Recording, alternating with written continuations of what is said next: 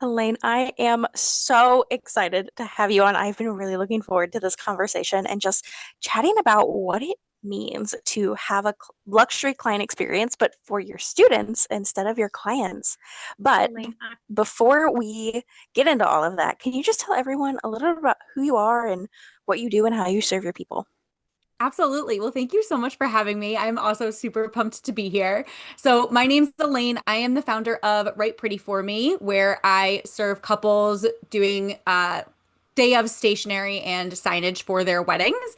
And then I am also the creator of Flourish and Biz, which is a 12-week group coaching program for calligraphers and creative entrepreneurs. So, I kind of got led to the coaching side because after 8+ years of running my wedding calligraphy business, I realized that, you learn what works and what doesn't work with streamlining and scaling and how to actually make this thing be something sustainable. And I realized that it all really came down to, at least in my experience, an elevated client experience and having backend systems that save you time and just help you deliver on that experience. So now I help fellow calligraphers, live event artists, stationers make their businesses feel just as easy as and just as professional and scalable. So I really like to kind of blend high touch personal connection with smart systems to just really create that experience that converts leads into actual paying clients, retains them, and builds loyalty so that they end up becoming your best marketing asset. I love how niched you are. Like working with specifically calligraphers and people that work with stationery, but also just like, I don't know, you just have your stuff so nailed down and honed in. And it's really cool to see because I feel like a lot of us have not gotten there yet. And so it's just such a shining example of what that should and could look like. Yeah, thank you. I mean, sometimes on a day to day, it doesn't feel like you've got it all dialed in, but we're trying over here and refining as we go. I feel like, Yeah. owning your own business, it's always a work in progress. So you Yeah. just It's kind of got always to a roll with journey. it. Yeah, Always a exactly. journey. Yeah. Amazing. Okay, so ultimately, we want to create a client experience that is going to turn your people into raving fans. Mhm. Where do we even begin with that? How do we start? How do we, and maybe actually, let me backtrack. Yeah. If we don't have that solid client experience, what might we be seeing in our businesses for our students if we have not done that yet? So, kind of the telltale signs for me, especially like thinking through the lens of when I started with weddings and working with couples, and then even translating into my own experience of developing and building out a group coaching program, is, you know, when you have this client experience that really leads the customer from inquiry through, okay, yes, I want to sign on, I want to book with you, like the client experience makes that so much more easier because you have these touch points of connection and trust building and confidence. And like in today's ever-changing market, it's not enough for somebody to just be like, "Oh, I like your work," or "Oh, your course is kind of sparking my interest." Like I feel like there's a lot of I don't know if it's necessarily like people being burned by the whole, 2020, 2021 era of just vendors coming out charging a ton, and not to say that their prices weren't justified, but also a lot of course creators and digital service providers, things like that coming out. And I think that people didn't necessarily have the best experience sometimes, and I think we're kind of paying the price for that now in like really needing to focus on trust and confidence first and foremost. So kind of using it as your sales tool, right? Like, how easy are you able to turn those inquiries into yeses? And I truly believe the basis of that is indeed your client experience and your client journey that you're building out. And then also being able to not just turn them into your biggest, most loyal fans who are going out and spreading the word for you, but are you also turning them into repeat clients and repeat buyers or being able to upsell them throughout the process? Because I also have found in my own business, like your easiest clients are the ones that you already have. So, how can we increase the lifetime value of those customers? And that's through your client experience, making sure that you're giving them such a stellar, you know, as they're working with you, like such a stellar experience of that, that they're just like, oh my gosh, like I want more. What else can we do together? And you're strategically building in those upsell points throughout the process too. So whether it's if you're a course creator and you have other courses, or you can lead them into a mastermind or some sort of more high touch group coaching program or something like that, like you can develop out this entire journey where it just becomes seamless, and you're also not having to constantly be chasing the new leads because you already have people in your funnel who are just staying on and saying, I want more and I want to keep going. And how can I give you more of my money? Okay, two things that you touched on that I want to go back and retouch on. Um, One, I love to think of the the student experience. It's a continuation of the sales journey, right? Like the sales journey does not end once someone hits purchase. It continues on. And actually, you made the point of it's easier to have someone be a repeat client or buyer versus bringing in new people. And I know that there is an actual number figure. This would be if I was like the Kylie Kelsey of the world and I had like a podcast producer that was on live with us right now, they could look up that number for us. But I know that there is a number that they have done research on where it's you save X amount of money actually by focusing on this side of your client experience and the sales journey versus the outside. Okay, let's bring people in, which is important too, but we can't forget about this. Right. Um, and then the other thing, oh no, it's gone. What was it? What was it? Maybe it'll come back. That's so annoying. I like literally was rethinking it to myself so I wouldn't forget, and then I started talking. Man, Okay. um, student. Oh, I remember. Um, Once someone gets into your course, right, and you made the point of, okay, once they're in, like having them be like, okay, well, what else can I do with you, right? Like, if you're not hearing from your students and you're not hearing them say, ask questions and tell you more, like you're probably not serving them as well as you actually want to be serving them. And so it really comes down to, okay, how can we improve this experience for our students so that they are invested and so that they actually finish your courses too? Because that's another huge thing. If they're not finishing them, they can't tell anyone about them because they didn't get a result or a transformation. Right. Exactly. Exactly. Yeah. And it's just all about, like you said, I mean, gathering feedback. Like the people who are in there are going to be your best market research tools, right? They're going to be able to give you the best insights because they are your ideal client. They did purchase your course, your program, and they're going through it. So use them to be able to continuously improve it. And, I talk a lot about this idea of like a luxury client experience, an elevated client experience is usually how I refer to it, but that does not mean that has zero to do with like price point or type of buyer, anything like that. To me, luxury really means being able to anticipate needs and questions before people are asking, being able to reduce friction, create as little stress as possible, just make it really seamless of a process from start to finish. And whatever that ends up looking like for your business, like that's what you can start to dig into. Like, where might people be having problems, or where might questions be popping up, or is there any confusion at this point of the process? So, like, talking about your example with even just getting feedback from your students, or are they finishing the course, things like that.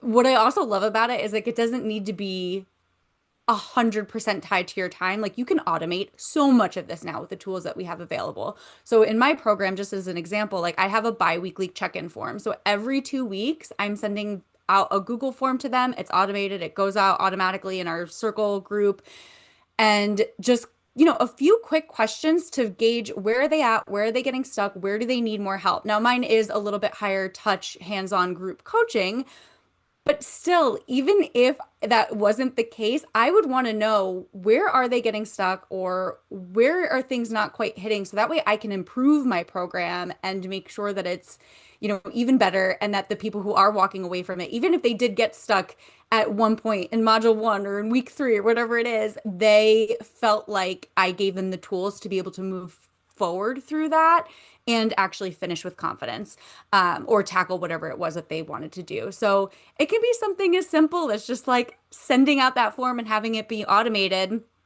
Some people, not everybody fills it out every other week, but the people who need a little extra support, they know that it's there and that they can rely on it. And that was one thing that I did new in my spring cohort. I'm now in like the third iteration of my program for this year, but that was something new that I did in our second one. And the feedback that I got on that was amazing. You know what I mean? And I like saw an increase even in just people who stayed on after that program had finished to do another 12 weeks with me. And I think a lot of it was just because of really taking the time to listen to them and what they needed in that exact moment. I love that. That's such a practical piece of advice. And I do want to hear more of those, but I want to back up just a little bit to something you just said, where um, you mentioned you talk a lot about the elevated client experience, right? And I feel like this is something we hear that phrase a lot, but we don't often hear people explain what does that even mean. So, can you just back us up, tell us like what does it mean to have that luxury client experience for your students? Yep, absolutely. So for me, that really means being able to anticipate their needs, being able to make sure any, like thinking through what questions might they have and how can I pre-answer them. So whether that's like a welcome introduction video or a walkthrough of the, community space and how to use channels, things like that. How can I answer these questions before they even have to ask? Um, Anticipating their needs, like I said, and really just making them feel super guided and supported and cared for and excited. Like I want to make sure that they have the emotion always of like, I'm really thrilled to be here and this is absolutely the best investment that I ever made. And I think the way that you do that is through the experience that you're providing them. Okay, so how do we do that practically speaking? How do we create that luxury experience so that they do feel that way, so that they feel like, wow, this investment was totally worth not only my money, but my time and my energy? Mhm. So I think it's going to look different from course creator to course creator, again, depending on what kind of program or what your exact offering or service is.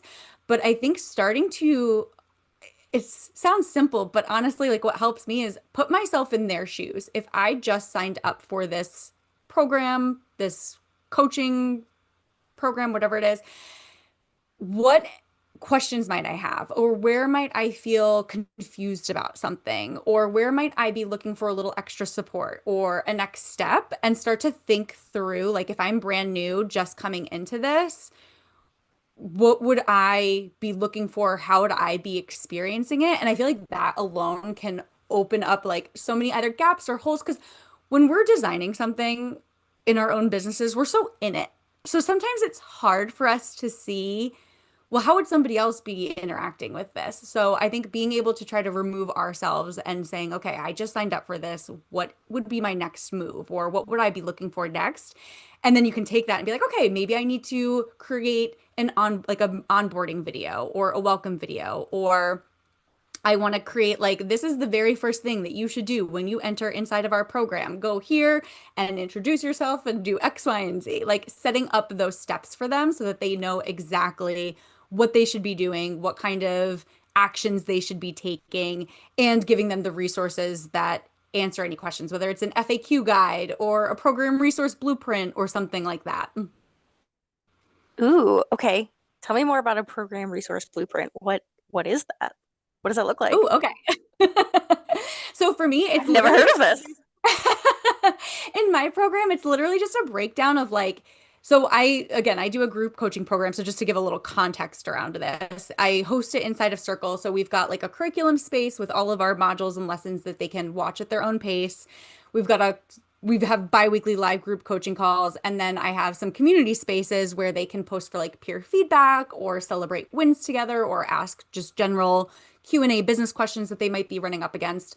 So I have just like a pinned post, and I have a start here channel in our community space that is literally just for like a guide on how to navigate the program. So I have a program resource pinned post in there that just breaks down, this is what you should use the weekly win space for. This is how you use the general Q&A space.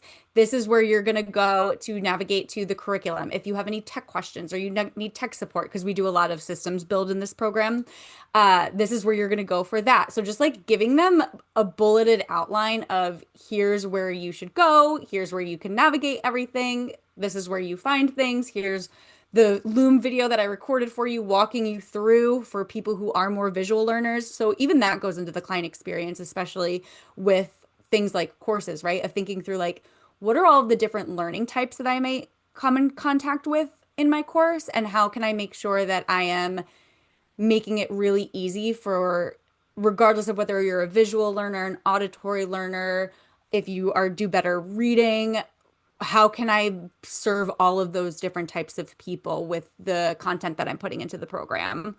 And that goes into client experience too, right? Mm-hmm. Giving them all of the resources in the way that will make sense for them and their brains. Right. Yeah.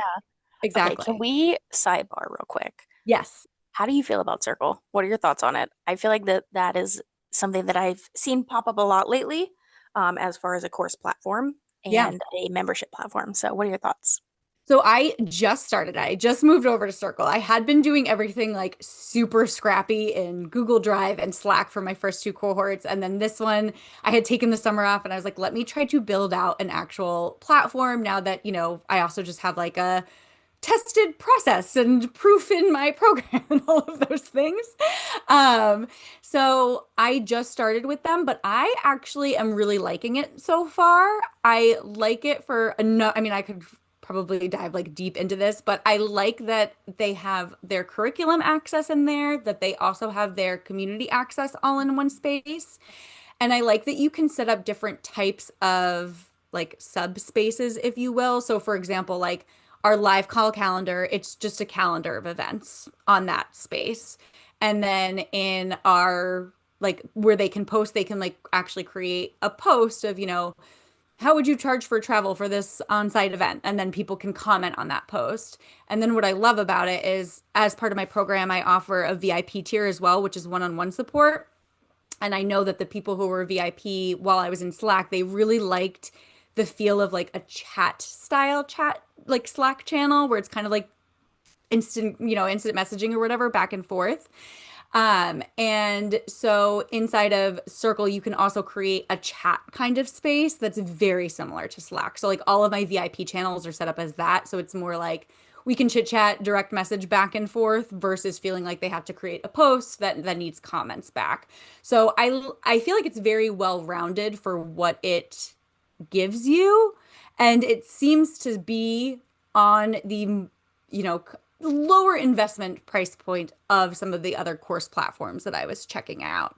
I also love that it has like a mobile app so you can be on the go and be responding or whatever the case may be. How has your engagement changed going from Slack to Circle? I think it has gotten better, honestly, because Okay. I feel like things are just more easily navigatable. Is that a word? Hmm. I think Hmm. so.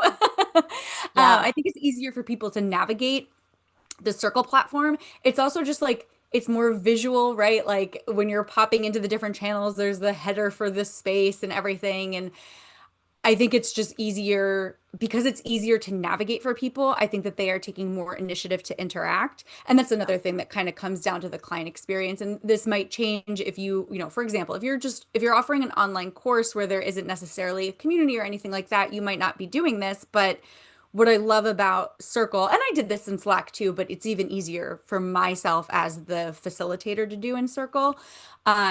Like I will post a Monday check-in every week, and I will post, a Friday weekly wins post every week. But all of those things, like I just took 2 hours before the program started and pre-scheduled everything out. So I don't have to be in there doing it all the time, but I'm still showing up for my people. And then I'm able to take the time to actually respond to them or give my feedback or whatever versus having to worry about doing all of those check-ins. So like I'm always trying to be like, how can I do something that's high impact but low lift? Or, find the bridge between the two so that I can keep what I need to be high impact and super personalized that way without spinning my wheels or wasting my time on things that may not be as high impact for my people. I love that so much. Yeah, I was just curious because the Slack versus Facebook groups versus this, like, it's always a constant, you Yep. know, where do we host our communities? So I was curious Mhm. how you felt about that. I'm Yeah. also curious, does Circle have the ability, like, in the post that you put Mhm. out in the community, can you link to like lessons or different resources from inside the course. Okay, love that. Yes. Yeah. Okay, You literally cool. just hit like hashtag and start to type it in, and it'll pull up the event or the video or the lesson or whatever that you wanted to link. It's so nice. The other Love thing that that. I really like about it, talking about like the client experience and turning people into upsells, is so I have, the main community space for all of my base people, and then I have like the VIP space for my VIP people, and you can set like all of those channels to secret so people can't necessarily see who's VIP, but they see that there's a Hmm. VIP corner. And then I have developed like advanced graduate programs so I can have those in that same exact circle space, but there's a lock on it. So it like kind of starts to get people like, oh, what is the inner circle? Or what is the momentum mini mind? Without having to necessarily always talk about it, but like they kind of see that like, oh, there's something that's locked and could I get access to that? Which is kind of fun. So it's like a little bit of that like teasing for like there are things after Flourish and Biz that you could continue joining me on. Yeah, that And touch then when point I of start to just talk like, about it, they see it. yes, yes. Yeah, those touch points are so important because it takes 7 to 10 times of hearing about something Mhm. to actually even begin to take action on it. And so, if you've got that touch point of like, oh, they're seeing it here, that's one less touch point that they have to have from your marketing, which is great. Right. Yep, exactly. Exactly. So, yeah, so far I'm liking Circle a lot. Okay, good to know. All Yeah. right. Thank you for the sidebar because I've been so curious about it. Um, okay, so what are some of the most overlooked things that you see people not doing in order to create a luxury client experience? Yeah.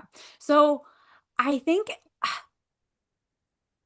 I'm like trying to remove myself because I'm like, sometimes I think that they are just so simple. Like, I think one of them is always going to be onboarding. Like, I saw that with, people who are, the people that I work with who are creative service providers working with wedding clients or things like that. And I feel like I would also think that because even I kind of neglected that when I first started running the program. So I've been like learning as I build too and applying what I used to do with wedding clients into my students inside of my program.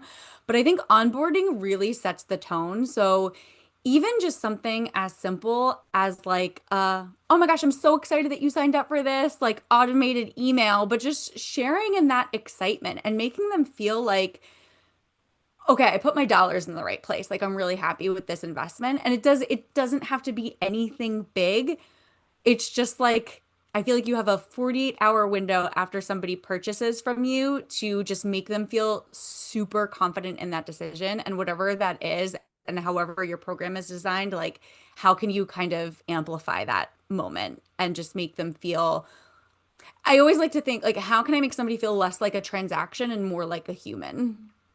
Right? Like I at the love end of the that. day, yes, it is a sale and it's a sale that's running your business, but they're also human. And like I really care about these people who are joining my program or the couples who hire me to work on their weddings.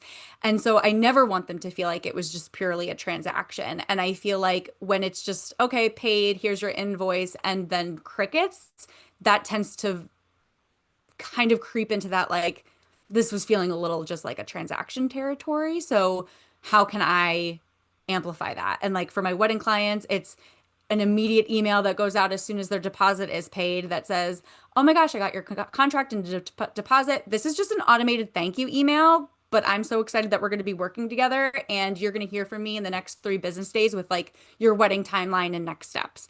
And then it's the same thing with when they join my coaching program. I get the deposit or whatever their payment is, and they get an automatic email from me just being like, I'm so excited that you joined me. I can't wait for us to kick off this journey together. Like, I'll be in touch with more details of joining the circle space or whatever it is in, the next 48 hours. I feel like that little, like, just automated thank you can go a long way with making people feel just seen and cared for and valued. Yeah, I love that. And I love that quote of how can I make someone feel like more than just a transaction? It just yeah, that's so great. Yeah. How are there any other quick, simple things that we can change that will make a large impact?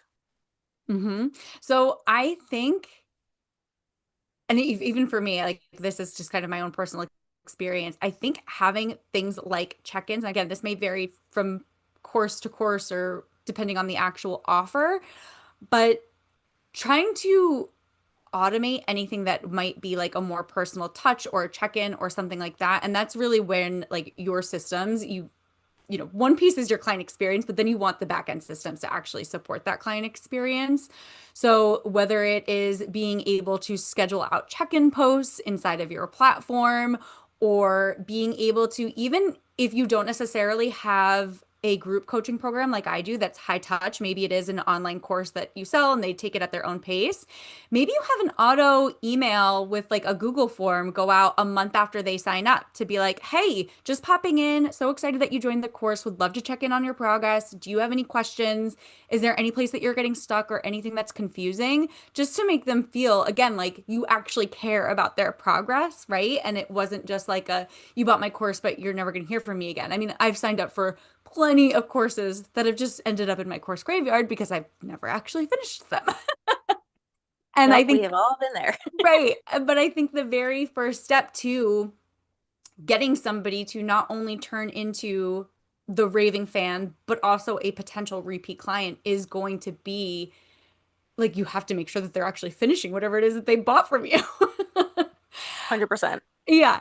So it could just be something like that, like a simple, automatic email that goes out. I'm like, you could set something up in Flowdesk or Zapier or whatever the tools are that you have that are based on their, buy date of, hey, it's been 2 months since you enrolled in this course. Where are you at? How can I help you? Anything like that. And even if it does take a little bit of more of your time, I mean, that's the thing that I've learned. Like, even if maybe I am putting a little more time in that maybe somebody didn't necessarily pay me for, it comes back to me in dividends. Like, it's always worth it to take that time aside. And if you have a lot of your other pieces of your business automated, you actually have time to pour into people like that. Yeah, absolutely. However, we all, I think, especially lately, feel that sting of just lack of time, right? Hmm. How can we make sure that we are adding those personal touches without creating a ton more work for ourselves? Hmm. How do we find that balance? What are some things we can do to put in time so that it matters, but also not spend all of our time on it? Yep. Absolutely. So I always say, like, start small. It doesn't need to, like, you don't need to be doing something every other week. It can be very, very small. For me, it's always like, how can I automate thank yous? Because that's always a really nice personal touch. And that's something that's so easy. So whether it's like after an inquiry was submitted, maybe after somebody fills out an application for your program, if it's application based, have an automatic thank you go out of, oh my gosh, just got your application, can't wait to read through it. I'll be in touch with you in 24 to 48 hours or whatever your time frame is. Same thing with the deposit. So starting with those small touch points, and then trying to identify like what is a moment in time throughout your course or your program where maybe somebody could use that little extra boost. Maybe it's like a halfway mark. So for example, my program's 12 weeks long. So I have like a 6 week check-in that I do for everybody.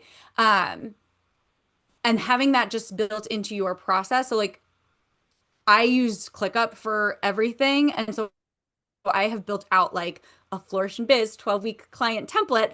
So that way I am getting reminded of when I need to do these things and then I can just bang them out all at once. And I know I'm going to get them done. I know I'm going to get them done fast. And then, of course, if there's ever anything that I can just automate by either a scheduled post or connecting, Zapier to my email system or something like that. So it automatically goes out without me having to think about it. Really utilizing these actual like tools and programs that we have available to us is going to take so much of that load off of your plate. And then it is like, okay, if somebody is reaching out like, hey, I need a little extra assistance here or whatever, you do have the extra 10 minutes to send to them because you're not trying to like write the same check-in email 10 times to send to 10 different people in your course, right? Like that is an email template that you just edit, tweak maybe a little bit here and there, and then send off. Yeah, and you're not having to use the mental capacity of like, I don't know, for me, it's always the beginning and ending of an email Hmm. where I'm like, okay, what do I need to say? How do I start this? Versus like, I can knock out the response or the practical really easily. But then I Mhm. said, maybe that's the copywriter in me. I don't know, where I sit there and I like obsess over like the best way to write it. Yeah. The like intro and outro. And so having a template makes it so easy because I've thought about it and I've written it Mhm. down. I've written it once and then it can go like I just have to add in the practical stuff and it's so helpful. Yep, exactly. Yeah. Email templates are truly a lifesaver. So true. Okay, so let's be honest. Working on the back end of a course isn't sexy. I've seen this cycle over and over again where someone they have this great idea for a course, for a product, for a group coaching program, whatever. They've got this Mhm. great idea and they pour so much into it, getting it ready, doing the launch, all of that. That's the exciting part. And they launch it into the world and they move on to another product because they've got another great idea, right? What do you have to say to people? How can they help change that mindset of this part isn't fun and sexy? I want to launch a new thing instead. Yeah, it's not fun and sexy, but it is going to make launching something new so much easier because you don't have to, once you get something up and running, kind of like a well-oiled machine because of, you've got the client experience process laid out, you've got the automations, the templates, all of that built in, all of those back end steps that we want to be thinking about.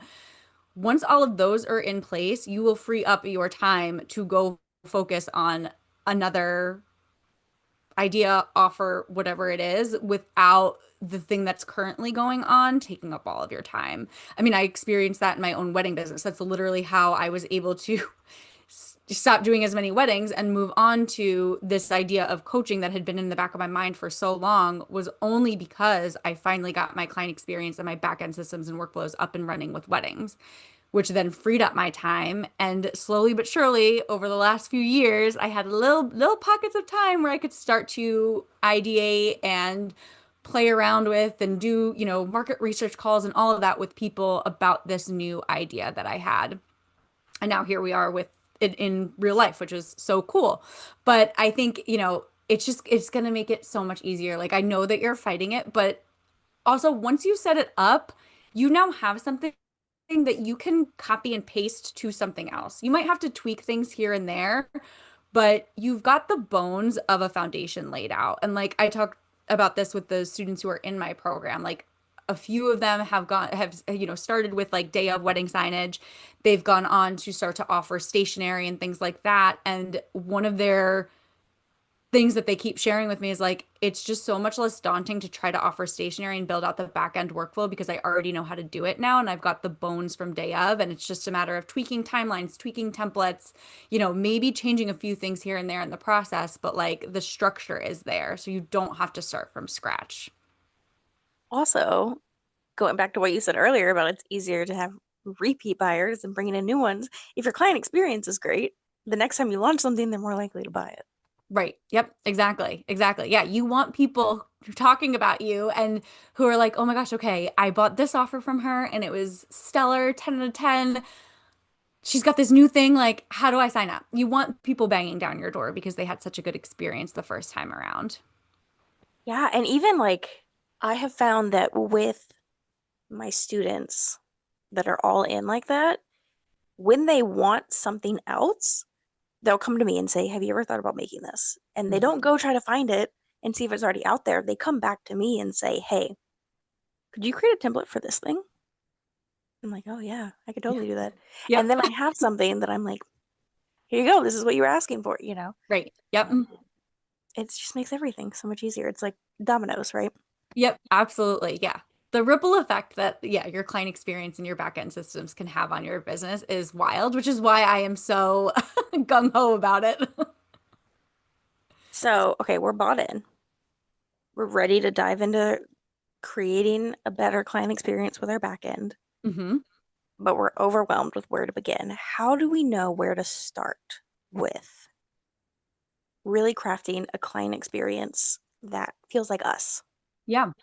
So I always recommend starting with where are you currently feeling the most friction, or where are things currently slowing you down the most, or are you having like the most struggles, right? So like, for example, if you are having a hard time getting people to even inquire or apply or purchase your program. I think you have to start a little more on like that front end of thinking through how are people discovering you and what is, because your client experience, in my opinion, starts before people even inquire. It starts when they like actually start to interact with your business, whether that's finding your website or your Instagram or something. So starting to think through what is the journey that I'm taking them on from one of the entry points into my business. So that would be like my if you're struggling with getting people in the door, look there first with your client experience. If you're struggling with people are coming in the door but you're not able to convert them, then you want to start there. Like how can I'm getting people in, people are interested but they're not buying. So what in my client experience is lacking that's either not building trust or not building confidence and not, making them say, "Yes, I do want to work with you."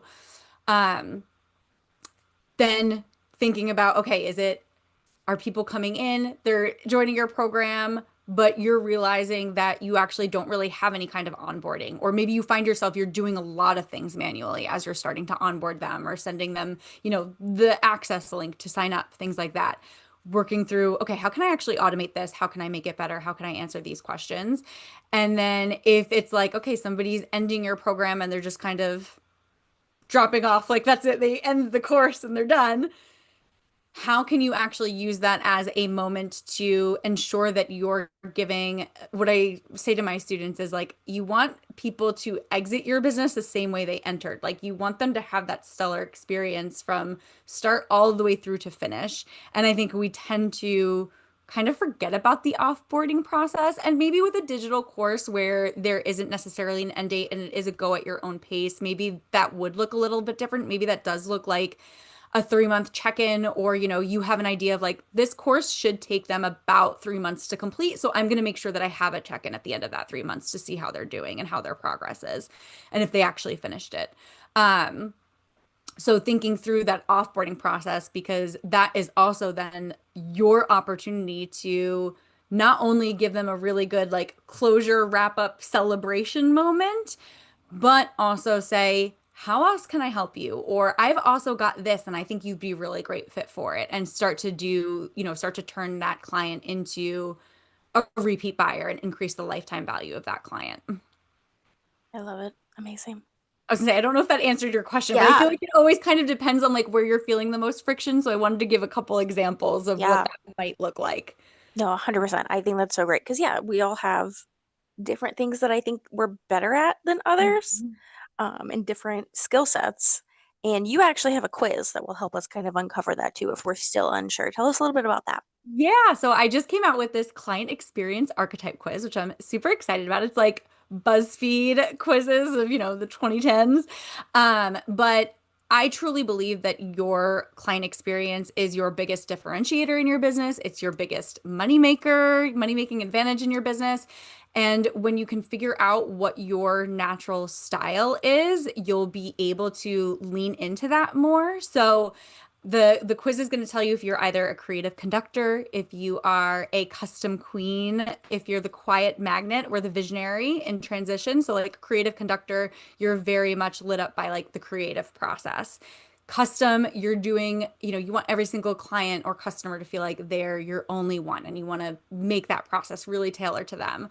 Quiet magnet is like you kind of just naturally attract people to you, but we want to make sure that they're always turning into your clients. And then visionary is that you're kind of starting to scale, but some of these things, especially like the systems, might be holding you back. So when you take the quiz and you get your style profile, it'll reveal what's working really well. How can we amplify your magic, specifically looking at like your inquiry to booking system. And then what are some of the gaps that might be missing so that we can start to plug those holes and really just make sure that you are leaning into your natural style of serving and turning that into a client experience that attracts and converts and turns people into raving loyal fans. I'm actually really excited to go take this and see what I get. I'm going to do that as Yeah. soon as we get off. I was gonna say you'll have to Um, tell me what you get. I will. I'll let you know. And we will also link to this in the show notes, guys, so that if you want to take it, and you should, you can do it really easily. So we will have that in there. If you could give everyone one action step to take this week based on this conversation, what would it be? It would be to audit your onboarding process. That's where I would suggest. So if, kind of asking yourself, if I signed up for my course or my program today, how would I feel in those first 48 hours? Thinking through, is it clear where they're supposed to go? Does it feel like they've been personally welcomed, even though it's a template? You can still make templates feel super personal. Is there any confusion? Like, would you be asking yourself, where can I find X, Y, or Z resource, or where am I supposed to start? Things like that. I feel like that one small upgrade can make such a big difference. And it could be something like recording a welcome video or adding a personal touch point or simplifying instructions. Or one thing that I started doing, it's not necessarily in their onboarding process, it's in like our kickoff call at the start of the 12-week program, was building out together like a 12-week blueprint based on their goals. And like honestly, if you're somebody who's into using AI in their business, like this is something that I bet ChatGPT could help you create. Like you have an intake form after they come in, and it tell here are all my goals going into this program, and it spits out like, okay, well, here's exactly what you should do, here's where you should start in this course for the next 12 weeks. That's basically what we do, but we do it together on a call. And I help them map out a roadmap. But even just something that simple of like, I think people tend to feel overwhelmed a lot of the times. So it's like, how can we take away that overwhelm? And especially with something like a course, like how can we make it really clear of like, here's where we should start, or this is kind of the cadence that you should be going through, or here's even just a spreadsheet for you to map out. This is the time I have available over the next 6 weeks. And so these are my goals for what modules I want to get through, or what worksheets I want to do in those 6 weeks. Can be super helpful in just giving them more direction and having them feel more supported, even though you might not necessarily be, personally touching that piece. I love that idea so much. I like just, yeah, it's just like, here's, sorry, let me back up. My playbook has all of my courses in one spot, Mhm. and it can be overwhelming because you're like, here are all these different places you could start. And I love the idea of like, here's your personalized blueprint for where to start and where to go over the next however many weeks. Right. Yep. Yeah. Amazing. I feel That's like so just great. that would make them feel way more confident in their decision of like, and that's something that I always hear from people is like, I'm just not sure what to focus on this week, or I'm not sure where to go next. So just giving them that little bit of direction can go a long way. Yeah, that's amazing. Okay, if you could give everyone one book recommendation, what would it be? And it can be business, but it does not have to be. It can totally be fiction. Okay, well, I have both. I had both ready to go Perfect. because I love Perfect. this question and I'm such a reader. My business recommendation would be Unreasonable Hospitality. Have you read that one yet? Mm, I don't think so. I think I've heard of Okay. it though. It's written by the manager of 11 Madison Park, and it talks a lot about like how can you create this sense of unreasonable hospitality in your business of just like Okay. giving your clients this above and beyond experience. One of my favorite That's so examples on that he brand. I love shared it. in that book, yeah, is like they had a couple or a family was visiting New York. They were about to leave, like fly back home to wherever they were from, but 11 Madison Park was their last dinner, and a waiter or somebody overheard them talking about how they had, they're leaving New York, but they'd never tasted a New York hot dog. So like somebody left the restaurant to go get them hot dogs from the street and like bring it to their table, and like that made their night. And like so just thinking about these little ways that you can like surprise and delight people. But one of my favorite quotes from that book is he said something like systems turn acts of heroism into a matter of course. So meaning that like with systems in place, you're always going to be able to show up as Superwoman or Superman for your clients no matter what, because they're running and they've got your back. And so you can easily deliver these like surprise and delight moments, kind of going back to your point earlier of like it not necessarily consuming all of your time. So I really enjoyed that book. And I think if anybody is interested in just diving more into the client experience or getting ideas of how they can bring this idea of unreasonable hospitality into their business, that would definitely be one to read. And then I just finished reading non-business wise, The September House. I was very much into like spooky reads for October. And it was truly the perfect mix of like spooky, dark humor, family secrets, emotional drama. Okay. and not too scary that like it didn't give me nightmares. It was more like dark comedy than scary, Mm, scary. So I enjoyed that one. If anybody is looking for a spooky read, if they're continuing like the Halloween spirit in November. I love that. Okay, I haven't heard of that, so I'll check that. I haven't heard of either of these, I don't think. So I'll check them both out and let you know what I think. Yeah, definitely. Amazing. Elaine, thank you so much for being here and just sharing so much of your genius. I am so grateful. And I'm really excited to put a lot of these things into implementation myself. So thank you. Thank you. It was so fun to chat, and I definitely want to hear like what you decide to implement or how things go. And of course, if anybody wants to talk about client experience or systems or upgrades that they can make, I this is what I love to talk about. So We my will DMs are also, always open. yes, we will also link to your Instagram and your website